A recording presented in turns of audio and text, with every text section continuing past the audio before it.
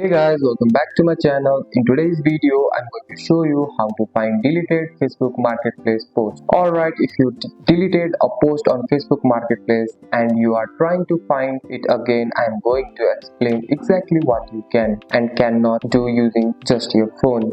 First, open the Facebook app, tap the menu button in the bottom right, the three lines. Tap Marketplace. At the top, tap your account. Now tap your listing. Here the important part. If your post was archived, expired or marked as sold, it will still show there. You can tap it, edit it or relist it. But if the post was fully deleted, Facebook does not allow you to recover it. Deleted marketplace posts do not go to the trash. They do not go to the archive. They are permanently removed. However, there are few places you can still check. First, go to the menu, tap the setting and privacy, then setting, tap activity log. After that, tap marketplace. Here you can see old listing activity or proof that post exists, but you cannot restore or deleted listing from there. If people message you but the conversation may still exist. That can help you rebuild the